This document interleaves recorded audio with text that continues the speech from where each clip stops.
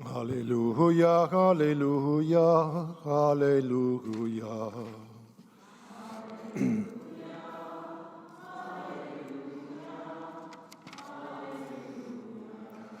The seed is the word of God, Christ is the sower. All who come to him will live forever. Hallelujah, hallelujah, hallelujah. The Lord be with you.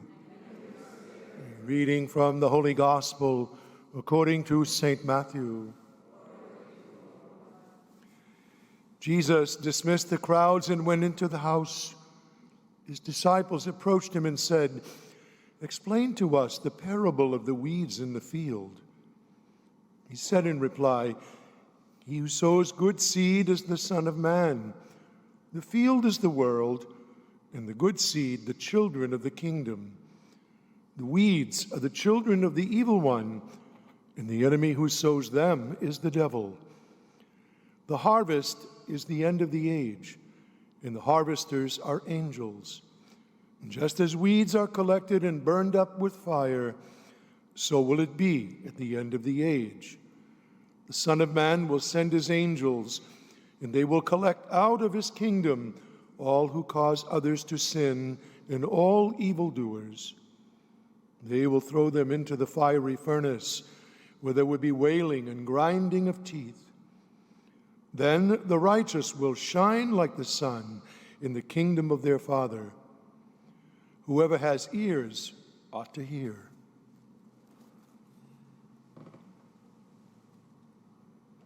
The Gospel of the Lord.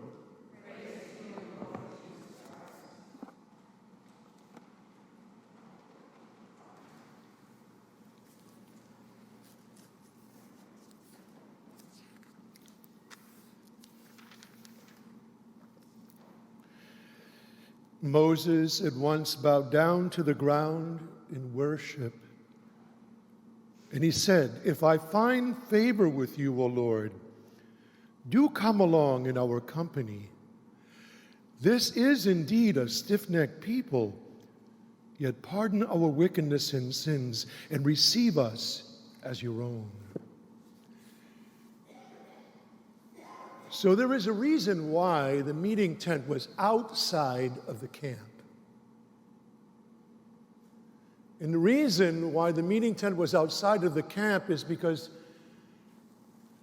God was angry with the people. They had sinned against him, and so he said, "I'm no longer going to dwell in your midst. I'm going to send an angel to lead you. I'm not going to do it." Now, it would be easy for us at this point to say, that's a really vengeful way of responding. And I suppose it's easy to see why some people say that the Old Testament is an encounter with a vengeful, angry God. But that's not what's going on at all. See, what's going on there, it's a little bit like a parent who has a child, and the child is engaged in destructive behavior. And you know how I'm a parent. And you know how parents feel when they see their children suffering, when they see their children making choices that are harmful. It hurts the parent. And so the parent says, "You know what? If you're going to engage in this harmful, destructive behavior, I don't have to be present to watch you do it." That's not an angry response. That's a response that says that watching you do this is too painful for me to watch. And so I'm going to distance myself, not from you, from all that stuff. And so Moses intercedes before the people with God. And Moses continues to ask the Lord to come back into their presence and says, "If I find favor with you, O Lord, please I recognize that the people are stiff-necked and they're sinful, but please do come back into our presence. And how does God respond? Jesus. Jesus. He comes into our presence, not in a cloud, not outside of the meeting tent, but right into our presence. Takes upon himself our nature, becomes like us in all things but sin, so that we would never be able to say, God does not understand me.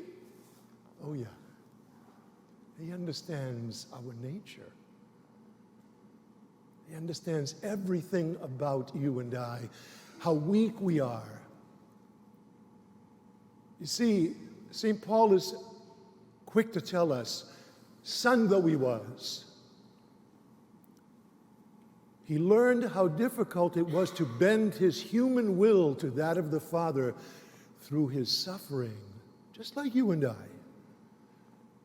Just like you and I. We learned how hard it is to bend our human will to that of God's will through our suffering. And so we have a God who understands us in all ways, in all things, because he lived like us, among us. If we find favor with you, O Lord, do come into our presence.